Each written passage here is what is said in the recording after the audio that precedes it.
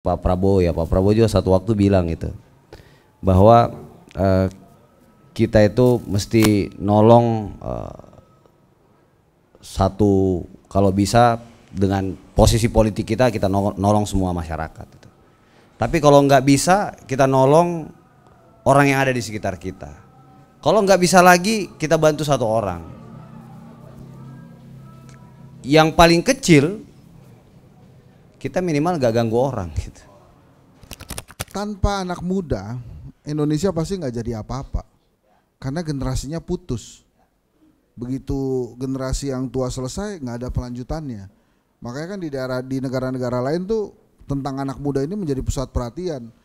Jepang, anak-anak mudanya nggak mau menghasilkan anak-anak lagi, itu jadi masalah. Nah sekarang Indonesia justru punya anak muda yang banyak banget. Jadi artinya memang bisa langsung berkontribusi.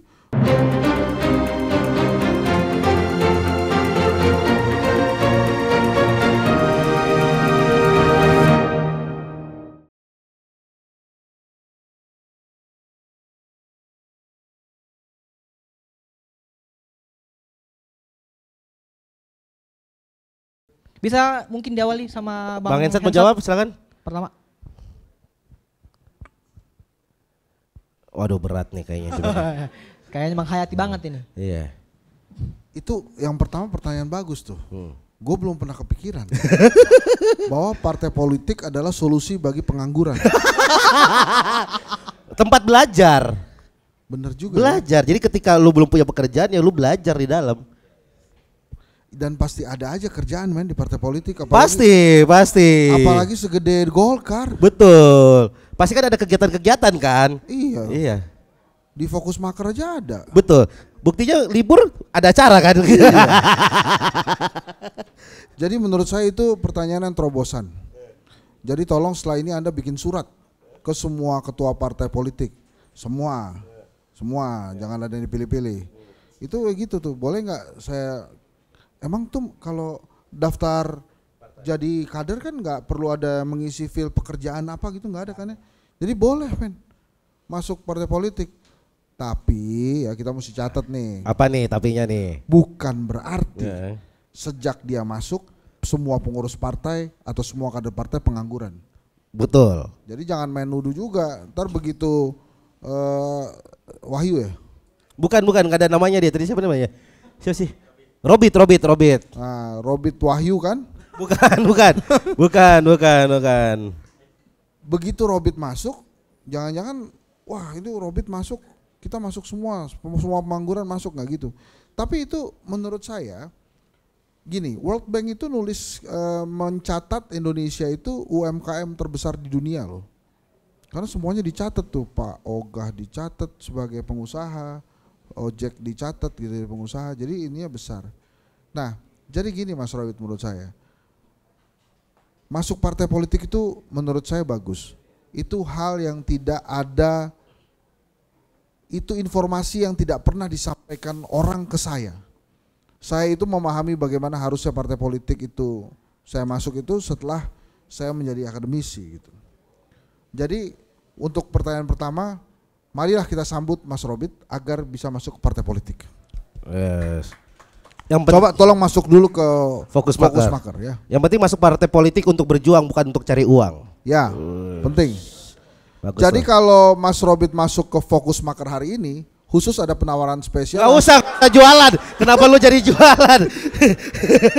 Kenapa MLM ini? Ya kali aja langsung dapat jaket gitu misalnya. Jadi kalau daftar hari ini suka gak ketebak pola pikir lu Hensat.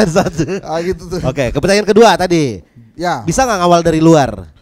Nggak bisa, tetap aja. Jadi gini loh, tanpa anak muda Indonesia pasti nggak jadi apa-apa, karena generasinya putus.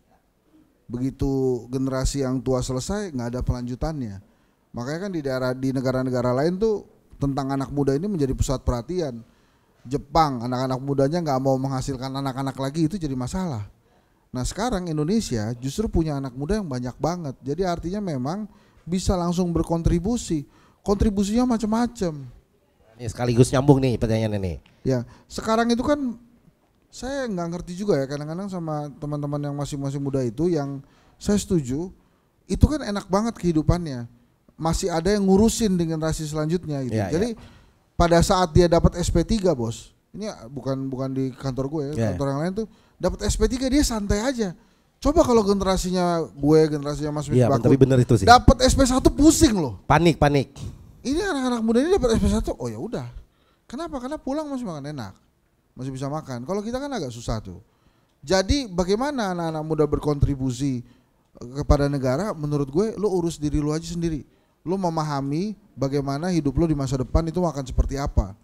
Saya cerita ya, saya panik pertama kali itu waktu saya jadi petugas wisuda Unpad, Universitas Pajajaran. Saya jadi waktu itu kan masih semester 4 kalau saya nggak salah. Jadi petugas wisuda. Saya ngelihat waktu itu kalau saya tidak salah jumlah wisudawan itu 2.800 orang. Unpad bikin wisuda itu setahun 3 kali. 2.800 kali 3 itu banyak. Ya biar cepat maksud gua. Iya. Itu sekitar 8.400-an.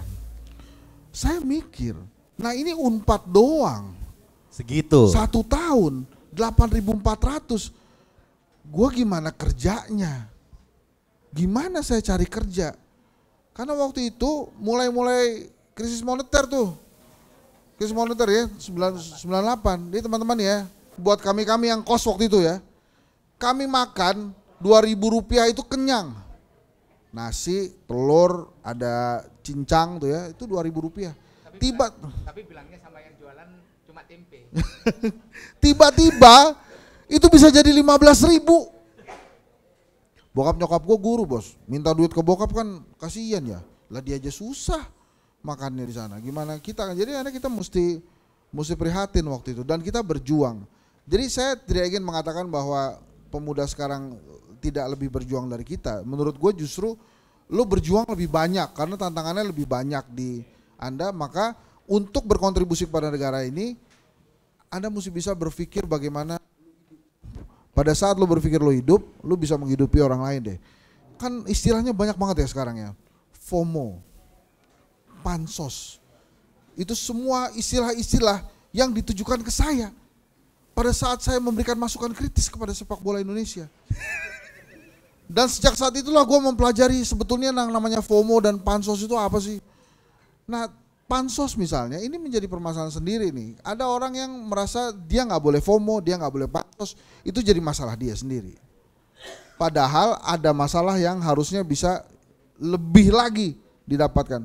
Nih saya cerita, waktu di FGD kenapa ingin menikah itu jadi penting. Kenapa ingin menikah itu nomor 2 setelah lapangan pekerjaan. Karena menurut mereka ingin menikah itu tidak sesimpel waktu zaman kita-kita yang cuma di KUA.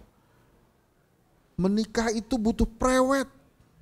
Menikah itu butuh hire fotografer. Menikah itu butuh sewa baju dan lain-lain. Jadi mahal dibuatnya. Jadi menurut gue itu tantangan yang kalian bikin sendiri sih. Jadi kalau untuk menjawab pertanyaan gue mesti ngapain, ya lo masuk forum maker aja sebuah kontribusi yang luar biasa buat Indonesia. Lo masuk di komisi.co bet 1 aja itu sudah kontribusi. Membuat Indonesia tersenyum itu pahalanya gede banget. Gitu loh. Dan jadi kalau menurut gua kita semua yang berkumpul di sini itu sudah berkontribusi pada Indonesia. Karena pasti acara ini bayar pajak kan.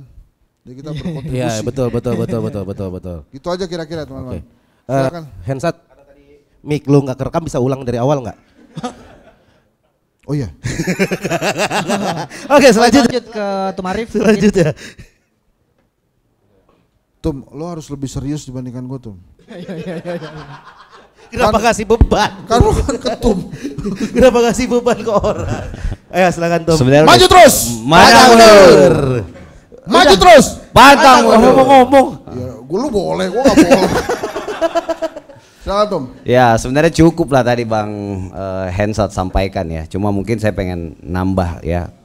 Kalau saya selalu ngutip nih Pak Prabowo ya. Pak Prabowo juga satu waktu bilang itu bahwa kita itu mesti nolong satu, kalau bisa dengan posisi politik kita nolong semua masyarakat. Tapi kalau nggak bisa, kita nolong orang yang ada di sekitar kita. Kalau nggak bisa lagi, kita bantu satu orang. Yang paling kecil, kita minimal nggak ganggu orang gitu. Jadi menurut saya itu sebagai tambahan tadi yang Bang Hensat sampaikan ya, itu mungkin salah satu kontribusi kita juga gitu. Jadi, nah kebanyakan dari anak-anak muda sekarang juga ini kan kalau dia udah nggak bisa nyampe, dia kalau nggak narik orang lain turun gitu kan, gangguin gitu. Padahal dan itulah kenapa tadi kita bicara ya kolaborasi generasi, bahkan antar generasi yang lebih senior pun kita harus kadang-kadang itu lebih bijak gitu, harus lebih bisa berkompromi ya quote and quote gitu, karena dunia udah berubah. Kalau dulu zaman anak-anak muda mungkin kita dijajali otak untuk selalu berkompetisi, yang ada sekarang itu pasca COVID-19 itu ya kolaborasi. Gitu. Apa yang saya miliki belum tentu dimiliki oleh Pak Ketum Fokusmaker misalnya, dan apa yang dimiliki Fokusmaker mungkin saya nggak miliki. Nah itulah kita bisa saling saling menyempurnakan lah gitu ya, saling melengkapi gitu. Nah pada ini kalau pasca Covid kolaborasi ini kan hype banget gitu istilahnya gitu ya. Padahal sebenarnya dari dulu Bung Karno itu bicara tentang gotong royong. Gitu. Jadi makanya kita kadang-kadang juga lupa gitu bahwa Indonesia sebagai sebuah bangsa itu udah surplus narasi, udah surplus dengan kebijaksanaan. Tapi kenapa sampai hari ini quotes-nya Bung Karno, Bung Hatta masih populer? Karena kadang-kadang kita juga masih bebal gitu. Kita lupa semua itu dengan pikiran-pikiran besar beliau, kemudian kita cari pikiran-pikiran besar orang-orang dari luar sana. Padahal tadi budaya bangsa kita luar biasa ya. Semangat gotong royong misalnya itu sih luar biasa. Nah sekarang pas saya kira Covid memang ini ya harus kita akui ya. Kita patut bersedih tapi juga patut mengambil hikmah dari situ ya. Karena pasca Covid-19 dunia berubah, kecepatannya berubah ya. Dulu saya masih ingat waktu saya sebelumnya mengabdi di Dewan Masjid Indonesia itu diajak sama Pak JK. Itu ngajak rapat sepuh-sepuh yang pengurus masjid-masjid ini susah Bang, online. Mesti kita datangin semua tuh dari daerah-daerah gitu. Tapi pasca Covid, orang-orang tua senior-senior kita ini minta belajar semua anaknya. Gimana ini cara make Zoom misalnya. Dari situ juga orang tua kita ini semakin menyadari bahwa oh dunia ini udah semakin cepat kemajuannya. Sehingga dari situ mereka semakin bijaksana ya. Semakin membuka ruang buat generasi muda. Tadi kata Mas Misbahun cari CTO yang nggak mungkin yang nggak ngerti IT kan, dan IT ini kan sehari aja kita telat belajarnya itu udah ketinggalan jauh kita gitu. Jadi saya kira itu yang pertama yang saya perlu sampaikan ya. Yang kemudian yang lain ya, apa sih yang bisa dilakukan anak muda? Saya kira tadi Mas Hensat udah sampaikan gitu. Sesederhana ngajak mereka ke kebaikan gitu ya. Jadi apa kayak gitu, ngajak kita nongkrong ini yuk sambil ini diskusi atau nyari sampah misalnya di pinggir pantai gitu atau apa. Jadi Pandawara. Ya.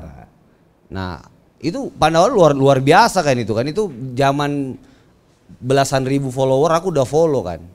Tuh lihat mereka sesederhana ngumpulin orang gitu ya, bahkan relawannya itu sampai full kapasitas kan gara-gara orang semua pengen daftar di situ gitu. Jadi kebaikan-kebaikan yang kecil ini ya itu kayak apa, siapa yang bilang ya, Mustafa Chamran ya nulis itu kan tentang lilin itu kan. Jadi kadang-kadang kita dalam kegelapan itu lupa gitu bahwa satu lilin itu bermakna ternyata ya.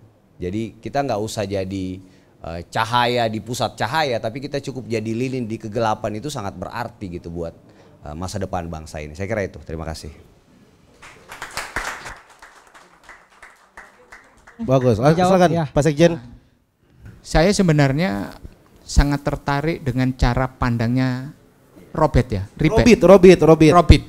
Cara pandang Wahyu. Enggak, bukan. Jangan percaya Pak Sekjen. Namanya Robert saja. Itu nama saya. Itu Robert Wahyu. Bukan. Lucu lagi.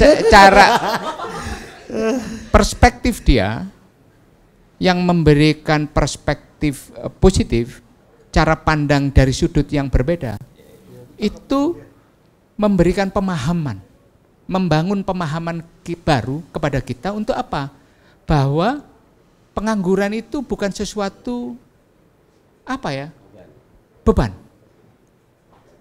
Contoh, dia mengatakan bahwa ini kesempatan kita untuk belajar, kesempatan kita untuk menambah kemampuan, membaca, memperkaya, memperkuat kapasitas diri dan sebagainya. Ini kan cara pandang yang menurut saya sangat positif. Sangat positif. Sangat positifnya dari apa? Oh, ternyata ada waktu yang harus saya manfaatkan, yang lebih produktif dan sebagainya. Lah, inilah yang harus dikuatkan kepada generasi-generasi baru. Nah, generasi-generasi baru itu kan sebenarnya butuhnya apa sih? Role model, Pak. Role model. Ada artis, ada atlet, ada politisi muda, ada pengusaha muda, ada aktivis muda dan sebagainya. Yang memang bisa jadi role model. Itu. Mas Arief bisa jadi role model juga. Untuk bagaimana dia membangun pattern karir aktivisnya dan kemudian bagaimana dia lompat ke kegiatan yang sangat positif di dalam membangun kolaborasi dan sebagainya, dan akhirnya dalam posisi yang sekarang. Ya, politisi yang muda banyak yang bisa itu. Lah, inilah kalau menurut saya yang bisa itu. Tadi luar biasa juga yang disampaikan. Contoh nih, kita mau mengutip siapa sih sebenarnya? Bangsa kita dari Bung Karno banyak, Bung Hatta banyak. Ada orang yang sama sabarnya dengan Pak Prabowo dalam mencapai cita-cita politik, Pak, di Asia Tenggara, namanya Anwar Ibrahim. Anwar Ibrahim. Anwar Ibrahim itu salah satu bukunya ketika dia lagi puncak-puncak karirnya sebagai wakil Perdana Menteri, timbalan Perdana Menterinya waktu Mahathir, dan dia menjadi Menteri Keuangan, dia menulis buku yang namanya The Asian Renaissance. Bukunya itu. Tahu nggak, saya mau mengutip yang disampaikan oleh Arief, Mas Arief tadi. Dia mengutip siapa? Dia mengutip Bung Karno. Dia mengutip Rabindranath Tagore. Dia mengutip Ramon Magsaysay di Filipina, di India dan sebagainya. Dia mengatakan, jangan menganggap bahwa demokrasi itu berasal dari nilai-nilai barat semata. Tetapi ada nilai-nilai yang berakar di Asia, di wilayah timur, mereka mengatakan, yang merupakan bagian dari demokrasi. Dia cerita tentang Rabindranath Tagore, tentang Gandhi, tentang Indonesia, marhainismenya Soekarno. Soekarno tidak mau mengatakan tentang sosialisme, tapi dia bicara tentang marhainisme. Lah inilah yang perlu kita kuatkan. Untuk apa? Lah anak-anak muda ini kan dikuatkan literasinya. Lah inilah yang saya mengatakan ingin menyampaikan, memberikan kekuatan yang disampaikan oleh Robit Wahyu tadi, bahwa kesempatan dan cara pandangnya ini menurut saya sangat unik. Semuanya dilihat dari sisi positifnya. Lah inilah yang saya kaitkan tadi dengan Fauzan dan kemudian Fokus Maker DKI. Bahwa inilah yang bisa kita kontribusikan. Kontribusikan nilai positif itu. Kalau ada orang mengatakan tadi, dia mengatakan kalau nggak bisa membantu ya jangan mengganggu. Itu. Ini kan sudah diwacanakan oleh Pak Prabowo. Ya kan? Ada istilah satu musuh cukup 1000 teman kurang. Lah inilah yang perlu. Dan yang paling serius tadi itu adalah jangan sampai kita punya second account. Itu penting. Itu penting. Second account ini kan isinya sumpah serapa. Ya. Ya, itu. Kita akhirnya ambigu dan mempunyai bipolar itu. Bener. Punya dua pribadi. Apalagi sekarang Pak Sekjen ada third account. Jadi aduh. Udah akun ketiga nih sekarang. Lah ini yang itu. Sini. Lah kita jangan kemudian tadi pada saat yang sama kita menjadi punya kepribadian ganda. Kita harus belajar menjadi pribadi yang konsisten. Kalau kita memberikan dukungan yang tulus dan dukungan yang positif. Itu. Karena apa? Coba Jepang itu bisa mendisiplinkan tata sosialnya, itu luar biasa. Sekarang coba bayangkan, kita sudah mulai masuk kepada lompatan punya sistem transportasi yang modern dan bagian dari negara maju. Kita punya kereta cepat, kita punya MRT, kita mempunyai komuter line, dan itu mulai dipuji oleh blogger luar negeri. Kita bisa berhidup sehat, bersih, fasilitas infrastrukturnya kita jaga, terus kita bisa punya gerbong yang quiet, walaupun masih dijagain satpam dan sebagainya. Tapi itu kan sebuah hal-hal yang positif yang mulai kita tularkan menjadi gaya hidup sosial kita. Nah, tinggal bagaimana kita itu menggeser persepsi dunia yang menjadi netizen yang paling noise di dunia menjadi netizen yang paling produktif, kayak yang paling apa gitu. Sehingga Bang Hensat ini kan nggak terlalu kaget kalau kemudian tidak lagi dianggap sebagai orang yang pansos gitu loh. Itu. Ini kalau menurut saya hal-hal positif yang bisa dikontribusikan oleh anak-anak muda. Sekarang ini yang namanya bonus demografi itu ada di pundak kalian semua. Kalau saya sudah 50 tahun, bukan bagian dari bonus demografi itu. Tapi sampai 2035 inilah bonus demografi kita. Seberapa panjang produktivitas yang usia produktif ini memberikan kontribusi. Karena apa? Bonus demografi itu akan menjadi jebakan di dalam ekonomi, di dalam middle income trap tadi. Coba bayangkan negara-negara G20 semuanya pusing memikirkan pertumbuhan. Indonesia menikmati pertumbuhan walaupun tidak tinggi sekali, tapi dalam sebuah level di mana pertumbuhan itu memberikan confidence kepada dunia internasional bahwa Indonesia itu adalah negara yang memberikan kontribusi positif terhadap investasi mereka. Itu aja yang bisa saya sampaikan. Oke. Terima kasih. Tepuk tangan dong buat Pak Sekjen. Terima kasih. Oke. Mungkin sudah kalau kata anak Gen Z ini daging semua nih. Daging semua. Ini Hipertensi.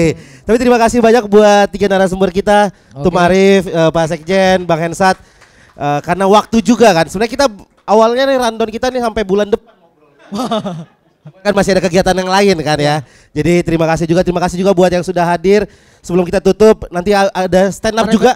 Nah, kita mau bagi-bagi plakat dulu. Kita mau bagi-bagi plakat. Nah, sebelum bagi plakat tentunya di setiap diskusi harus ada kesimpulan. Oke, silakan. Nah, kesimpulan pada diskusi kita pada hari ini, pada forum Fakultas hari ini, Indonesia Emas 2045, peran kaum muda apakah sumbangsi atau halusinasi? Kata Bang Hensat, anak muda harus diberi ruang sebelum ditanya peran dan sumbangsi. Lanjutnya, Partai Golkar telah jauh meninggalkan Partai PSI. Kata Kak Arif, di zaman Jokowi, mulai BUMN sampai stafsus pemuda sudah berkontribusi. Bahkan Pak Prabowo sudah menyiapkan semua karena beliau adalah jembatan generasi. Nah, kata Sekjen Misbakun, anak muda harus punya kapasitas untuk mencapai sebuah eksistensi. Bahkan Pak Erlangga tidak sukses sendiri. Kata Pak Misbakun, karena Pak Erlangga sukses membuat generasi berkolaborasi. Kata Pak Erlangga sepertinya sadar dengan ucapan Ben Anderson bahwa sejarah dunia dimanapun tidak terlepas dari peran anak muda. Mulai dari Dito, Maman, Diko, Sekar sampai Jerry Sambuaga. Soksi hidup menjaga Pancasila, meneguhkan karya yang nyata. Mungkin Prof. Suhardiman sudah tidak ada, tapi semangat dan gagasannya terus selalu bersama kita. Jadi kontribusi atau halusinasi, maka bagi Partai Golkar dan khususnya Soksi, sejak dulu kami telah berkontribusi. Sekian, terima kasih. Saya juga udah nyatet kata Bob Marley, no woman no cry. Ya. Ini ada titipan bulan dari Bob Marley ya. Sekali lagi terima kasih banyak, tepuk tangan buat kalian semuanya yang sudah hadir pada siang hari ini. Terima kasih banyak. Dan buat teman-teman yang nonton di rumah, jangan lupa untuk ditonton sampai habis. Ditonton sampai habis. Nanti akan ada fullnya, ada potongan-potongannya juga. Tonton, like, share, dan subscribe. Kalau kalian wah ini seru nih, gue bawa ke organisasi gue, ke kampus gue, bisa. Langsung aja kita kolaborasi. Dan jangan kemana-mana, habis ini langsung ada stand up. Siap terserah bang, siapa yang stand up? Stand up ada nih, ini. Oh ya oke. Ini adalah 2 orang yang dikejar-kejar rezim ya, karena suka mengkritik TikToknya. Oh gitu. Iya. Dia terakhir videonya viral tuh 24 juta karena ngekritik Ganjar. Ganjar kita lihat. 24 juta ya? 24 juta. Wah. Berarti minimal dari 24 juta itu 10% mau nangkep dia lah ya. Kalau gitu kita tutup dulu. Oke siap. Tutup langsung kita panggil stand up. Terima kasih banyak. Terima kasih. Iki, terima kasih Mas Iki juga. Kalau gitu sampai ketemu di Meet the Politician berikutnya di acara Fokus Makar berikutnya. Langsung aja kita panggil, ini dia Tommy dan Rama dari Discuss.